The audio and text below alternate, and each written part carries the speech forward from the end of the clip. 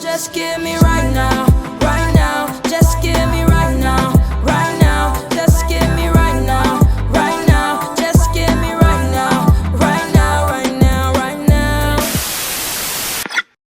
Hey guys, so it's me, Lacie, and you are tuned in to another episode of LACIEOLOGY.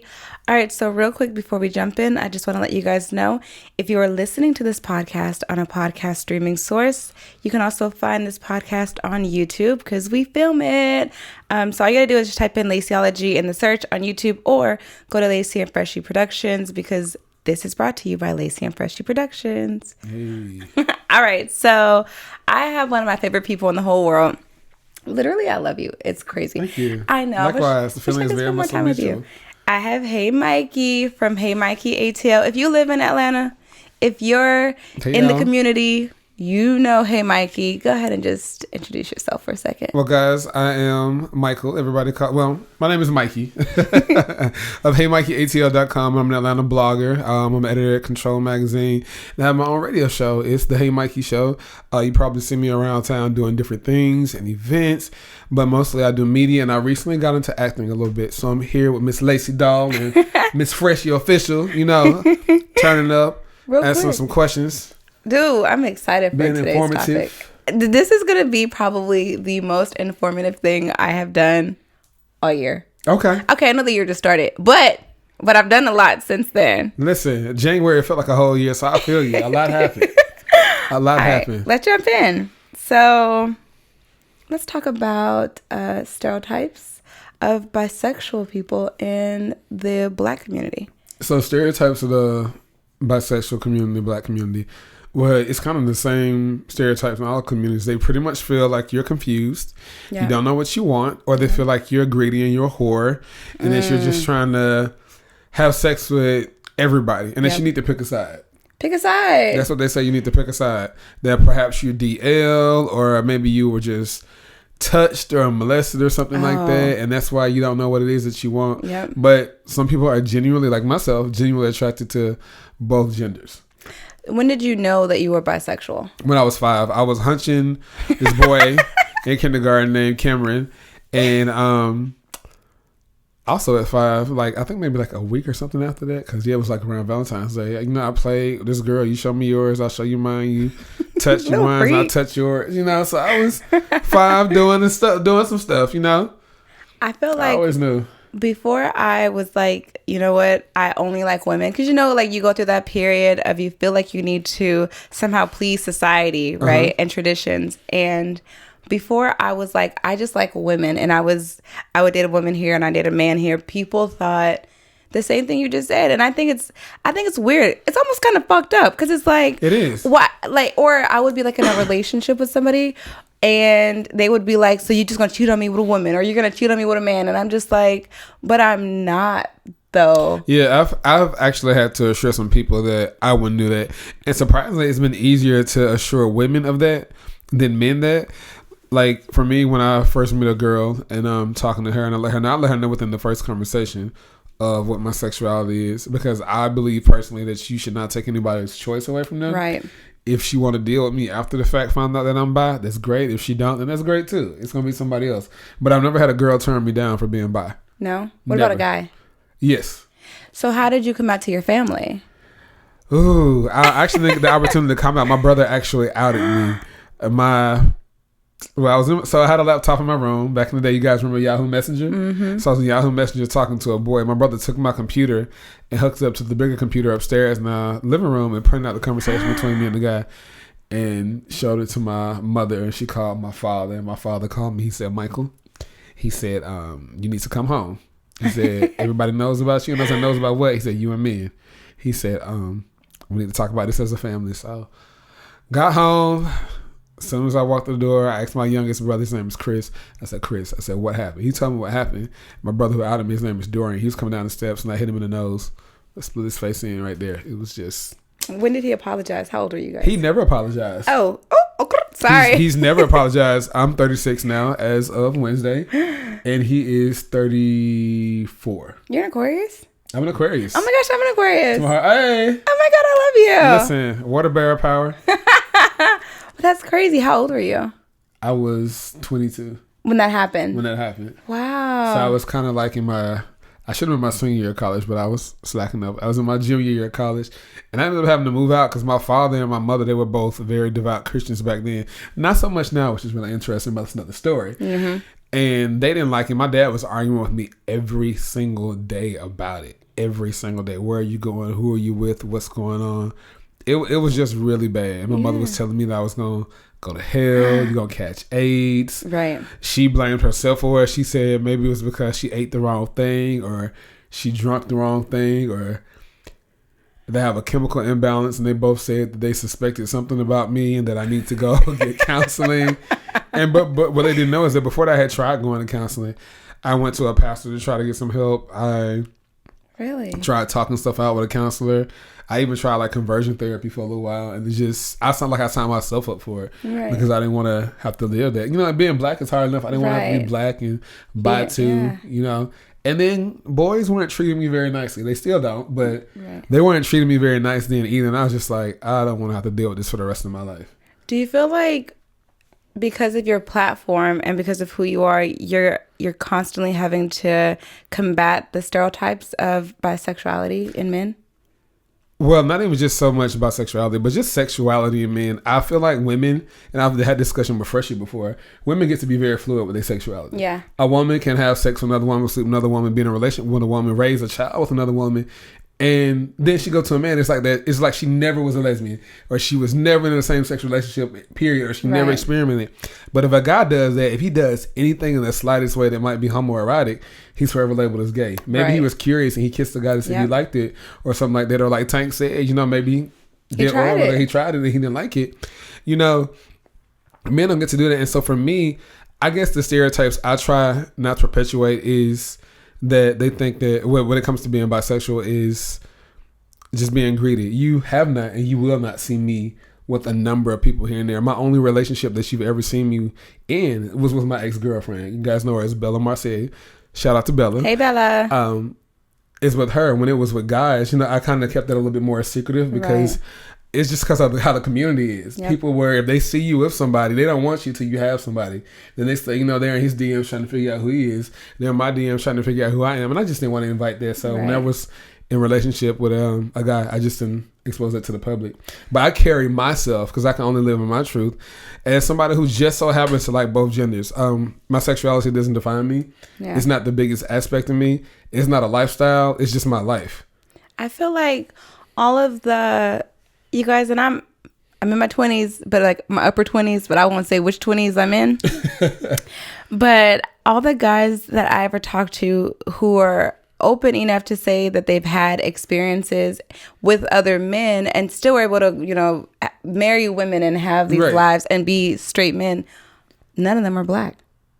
Well, that's also because when it comes to the black community, we also, again, black men are stereotyped as so hyper masculine. We don't make any room for them to explore. Right. Period. They have to be hard. If a black boy is soft at all, it's viewed as some kind of weakness. Right. If you think about it, there's a whole hashtag that says black men smile. Yeah. Because a guy once upon a time went on Google to find pictures of black men smiling. He can find any. Wow. Smiling was seen as a sign of weakness. Oh, you happy or whatnot. Like everybody had to mug or be, and that's one thing that needs to be debunked. Yeah. But that's the reason you're not going to find that. I was talking to a couple of girls last night. We were in a conversation, and I was saying that like I love sensitivity in a man. When I used to date men, if they can be sensitive and vulnerable with me and like cry, and like I find that attractive. But they were just like, no. If like one girl was basically like she went off on her man because he was sensitive, and she just was like, so that's unfortunate. That's crazy. She's keeping him from being human. Exactly. And what she's doing is she's charging an explosive that she does not want, because emotion is raw power. Right. And it shoots itself out in different forms. Sometimes it's anger, sometimes it's happiness, sometimes it's love. But when you don't let somebody emote, you don't let that out, eventually it builds up and then it explodes. And whatever's around is going to catch that wrath. And a lot of times when we talk about Black men just being overly aggressive. It is because they don't have any room to let any of their emotions out. And then they do explode in the weirdest ways or like really crazy ways. And we look at that as like, well, that's just a black dude being a black dude. Or how about even when aggression is not, it's just showing emotion, period. Showing affection, attention to you or their children. Because for me, I was raised by women. So I learned that my grandmother always raised me, it's okay to be emotional. Right. It's okay to emote. It's okay to reveal what you think and how you feel. But you know, when I stopped living with my grandmother and I started seeing my father and I started getting out into the regular world, I had to deal with a conflicting nature where I had to conceal and not feel. Right. It wasn't okay for me to be it wasn't okay for me to be angry. It wasn't okay for me to be too happy. I couldn't be too sad. I couldn't be too overjoyed. I had to just be monotone. I had to do everything in moderation. And I hated that so much. Even to this day, I hate that so much because now I have a platform where I can get to say what I feel like I need to say or what I want to say. But even then, it's only within certain limits. Right. You know? Yep.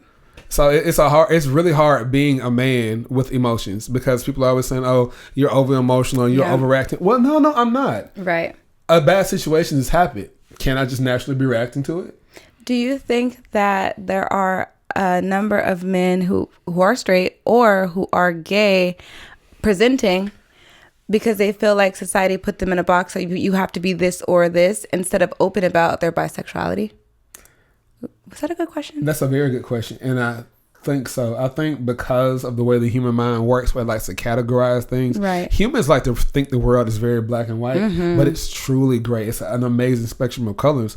And once you accept that and realize that the world, you get the world. Yeah. You get it, which is why we got LGBTQ plus QIA positive, whatever it is that you want to be. But that's because it's not just gay. For the longest, everybody was just queer. Yep. And now you see all these subcategories and then subcategories to the subcategories. Right. You know what I mean? And so I think that's exactly what it is. You know, back in the day, people didn't understand bisexuality either. Usually gay or straight. Right. We don't care. Right. We don't care. Yep. But now we learn this, there's some people that are attracted to both genders, truly. It's some people that's not attracted to no gender, they're asexual. And there's some people that's pansexual. The gender don't matter to them. Yep. It's the person. I'm pansexual. Oh, I just love the person. For a long time, I didn't know how to explain that to people. Right. And then I remember the first time I ever saw the word pansexual, and I was like, let me look this up. It was literally like maybe 9 years ago. And I was like, this is exactly what I've always tried to explain to people. But do you feel like you have a lot of difficulties dating any particular gender because you're bisexual? Or do you think that like when you're dating, people feel like you should be more open to things than you are? Like threesomes and like orgies and like poly? No, I've not experienced that. I will say dating women is easier. Really? It has been. And that's only because women are socialized to be with you from birth. A girl is socialized to be with a man. Right. But even with like your sexuality? Because I'm watching Sisters right now. As in having sex with a man? Yeah. Like, which is easier? No. Like sometimes women, especially us melanated women, sometimes because of how we are raised, like very closed-minded kind of by ignorant parents, a lot of times we adopt those beliefs. And sometimes for bisexual men, it's hard to date Black women because it's like if you've been with a man once, then you gay. Correct. I will say this. When it does come to men exploring their sexual, like Black women, definitely not with that because I feel like they felt, which is why I like to be upfront when, especially when it comes to Black women. Black women been through enough. Aww. You know, they always say a black woman is the mule of the world, and it's because so much is dumped on her, right? And she's underappreciated. I don't feel like we need to add anything extra onto their plate, and they don't want anything extra on their plate. So here we go. You're beautiful. You're fine. You're perfect. Great job. All your teeth, body, all this, and I want to have kids with you, but you also like men, and people tell me that's wrong and I shouldn't, and I don't want no extra competition. So I think that's why a lot of them do. But I've been thankful enough, it's been fortunate enough in my experience where I've come across women who've been like, as long as you're not finna cheat on me, I'm great. Or I've had some situations where women said, well, I know sleeping with a man is like apples and oranges from sleeping with a woman. As long as you're not cheating on me with another girl, I'm great. Because to them is, you can provide for me and my kids, that's great. But you just hitting that. Yeah. You know, and I was like, oh, okay. Ooh, what about sex? Do you ever find that men get insecure or women get insecure because you've experienced both? No. No, like they never like there's never like a woman that's They like. actually "You might feel know." like I probably understand some things a little better because I think my ex-girlfriend, when she told me, it's because I've been with guys. She feels like I can be more vulnerable, or that I'm going to be more attentive and affectionate to her, and I was. Or like when I've been with guys, they feel like, or guys who know I've been with girls, they're like, oh well, you probably can stroke, you probably can do this pretty good, probably that pretty good. I'm not saying that I can't. I mean, I don't know. I've never had any complaints when it comes to sex. Stop. You know what I mean? So I think I'm just an attentive person to the other person. Have you ever dated a woman who wanted to do anal to you? No. No? And I wouldn't let her. No. I wouldn't. Why? Because if I'm going to do that, I want to get that from a guy. So I will say that when it comes to me about being bisexual is, if I want feminine energy, I want that from a woman. If I want masculine energy, I want that from a guy. Really? So let me clarify that. An assigned birth woman and an assigned birth man. Really? Yes, that's just for me. Genitalia is a big part of that for me. So I want a penis on a man and I want a vagina on a woman. So would you or have you date a trans person in the process of transitioning? No, I wouldn't. Really? I'm not attracted to them. No? And I'm not attracted to them because, like I said, for me, my sexuality, I guess for me, is binary, and that's what I want. I want a biological woman or a biological man. That makes sense. Yeah. I think I would date a trans person though if I wasn't getting wiped up for forever. Okay. I would now, I'm not gonna lie. I person. will say this, and just to clarify the record, there was a trans man that I was interested in, but the more I thought about it, I was just like, no, I can't. And the reason I couldn't do it is because I had so many questions about, like, if we did do it, what would that be like? And they got attitude when I tried to, just inquire, and I was just like, well, you know what? Let me leave it. Then I did some research, and I was like, you know what? No. I'm gonna head out. I'm gonna just leave it alone. So do you think that there's a place for bisexuality amongst men in the Black community? It definitely is. It's always been. It's always been there.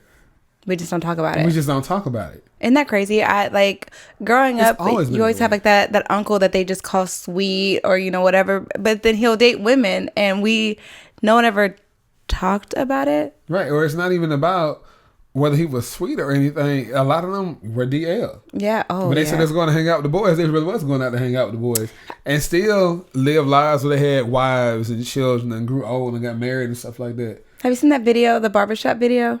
Which one? There's a barber in Atlanta who... Oh, God, yes. I've seen that. I actually was going to have him on my show, but I decided I wanted to go a different direction with my rebranding for Hey Mikey ATL. And so I declined to... I never knew. And when I would see the video... But the guys that are going to him aren't like DL. Those are gay men. So, They're clearly very much... And many of them are like OnlyFans boys or they're porn stars. Oh. Or amateur porn stars, or whatever the Twitter people who have sex are clarifying themselves as these days. I don't know. But no, that is not, because he's filming it, the faces in and stuff like that. A couple of them there were no faces, but it could just be because they don't want anybody to know who they were, but not because they're DL. They could be professional men working, and it's not going to look good for you to be working at the bank and getting your back blown out in the barber chair on Twitter. That's just the world we live in. We know everybody's having sex, but we don't want to see everybody having sex always. I had a coworker at this job I worked, very, very attractive 50-year-old man, but he looked 31. He looked like he never had stress in his life, right? Wow. And he was light skinned. I mentioned that because he was talking to me about when he came out and what it was like coming out back when he came out, and being light skinned was just like a commodity. It was like the extra thing that made people want you. It still is. But he was saying that like when he was younger, even though he was out, a lot of the men that he dated that were Black were always DL. And he was seeing one guy for like 4 years, and they only held hands in public once, and it was towards the end of their relationship. And in my mind, it's like I don't always think about that because I'm not a Black man who has to struggle with sexuality. Man. And the thing about it is, because I actually took a sociology psychology class when I was in college, and where it was explained to me is when a woman, and the reason that lesbianism is more accepted is this: that's looked at as a woman trying to be with another woman, which is looked at as her being taking on a masculine role, which is looked at as a step above, because unfortunately, society considers men superior to women. Oh, So it's that looked at makes as a step up sense. for her. But when a guy tries to be with another guy, he's taking on a subservient feminine role, which is looked at as a step down for him. And it's no. Then on top of that, you're black. Right. Being a double minority makes it hard. Right. And I always tell people, and when you are black and anything else, you have to have, instead of having a double consciousness, you have to have a triple consciousness. Think about it. You're American, you're black, and then you're LGBT. That's a triple consciousness you have to have. If you add anything else onto that, oh my God, your plate is a mess. What if you're a black, American, LGBT, and positive, or handicapped, or blind? Like if you any of those things, you add onto it. The more you add on a layer, you add onto, the more oppression you deal with. Right. Like I once told somebody, I imagine that the most oppressed and lonely person in the world is somebody who is overweight, black, trans, positive. Oh, if you think about that, yeah, that's a hard life. I wouldn't want that for anybody. But we know that's the reality of somebody's life. right. That's so much they have to deal with. I couldn't imagine that. I don't want to imagine that. I honestly never really imagined it. I know that sounds like so selfish, but it's not a selfishness. It's just that's not your reality. That's not something you necessarily have to deal with. But part of being human is you have to step outside of your reality to see what's going on in somebody else's reality and be able to accept their perception as reality and empathize with them to kind of meet them where they are. Exactly. And not expect them to be where you are. Everybody not going to be, no disrespect, beautiful, slim, a good communicator and stuff. Sometimes we got to meet people exactly where they are. And it's not up to us to say, well, your life is like that because you did such and such. No, sometimes there are circumstances beyond their control that dictated that they were going to turn out this way. You guys don't know this, and I don't think he knows it either, but Mikey is low-key like a life coach. Am I? Yes. I feel so emotional right now. Like, I just want to hug somebody. Well, what I tell people is, I've had the great fortune and misfortune of enduring and experiencing so many different things in my life. And I've had people guide me along the way and tell me bits and nuggets of knowledge. So if I can do that for other people, I'm going to do that. Right. And sometimes I have to do it even when they don't want to hear it. Sometimes I have to be that rude face, say, hey, no. Yep. But I also want people to be able to do that with me, which is why I'm not surrounding myself with a yes men. I want friends who challenge me and say, hey, Mike, you fucked up. Yep. Sit my ass down, Mike, you fucked up, or Mike, you hurt my feelings, and here's how. Yep. And what I'm going to say is, I'm sorry. I didn't mean to hurt your feelings. I didn't mean for that to come off that way. I'm sorry. And I'm not going to give you a half-ass apology. Well, I'm sorry if you feel like, if anybody ever gives you an apology like that, cut them the fuck off. Yep. Because they don't care. I do. And they're completely demeaning and dismissing your experience, your humanity. Your feelings, your everything. Your everything. Yeah. They're just saying that how you feel is irrelevant because what I'm going to do is what I'm going to do.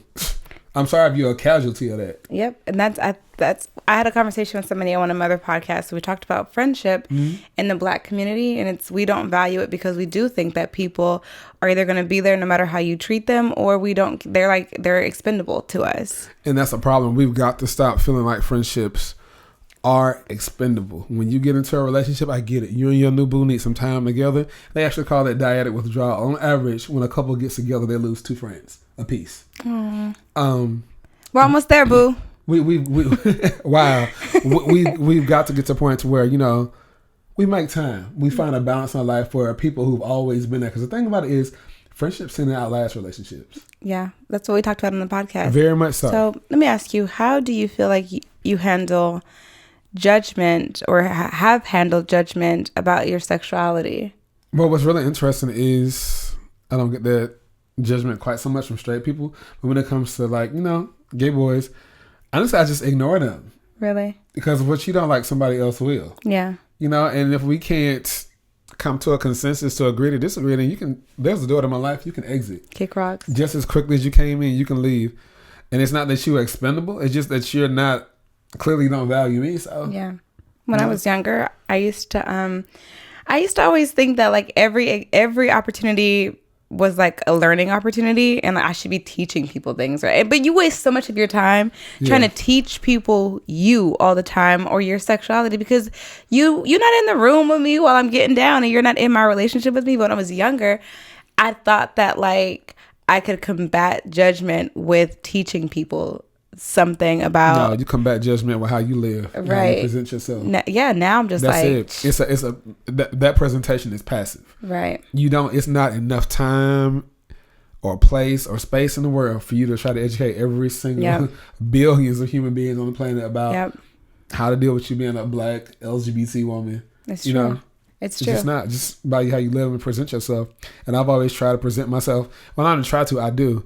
As I just so happen to be. I never want anybody to look at me and say, "Hey, that's that bisexual or gay boy Michael." I want them to say, "Hey, that's Mikey," and I think, by the way, he might be. Yeah. You know, that's always been more important to me. My work and my family and my legacy is more important to me than who I sleep with or who I end up with. I just want to, so for you guys who are listening to this podcast, not actually visually looking on it on YouTube where you could actually find it, Mikey has this like Killmonger hair that I am just obsessed. I just can't stop. Listen, I've been working on this for 3 years. I remember the first time I got it, I had faux locks, and I was like, "Oh, I'm gonna do it." Then I look back at it, and I was like, "Oh my god, I look completely crazy with that." And then I just started growing my hair, and it got massive. It was like, I think it was like a big it poof. was huge. And so, shout out to this girl I was trying to talk to at the time. She was like, "You have so much hair. Let's flat iron it and like let's lock it up." I was like, "Let's do it." So she flat ironed. She's like, "I think you should bring your Killmonger back." And I did like a little poll on my Instagram. I was like, "Shit," and people was like, "Bam!" I was like, Bring it. "Let me do that." So I got it in August, and it was shorter than this, and now it's grown so much. I love it. It's so much. Like I think I turned my hair the other day, and it like smacked me in the eye. And I was just like, It looks so good. "Yeah, I'm trying to figure out what I'm gonna do with it." So, okay, we talked about some stereotypes about bisexuality. What is, from you, Okay. what is bisexuality? Bisexuality is, it just so happens to be somebody on the LGBT spectrum who's attracted to both genders, men and women.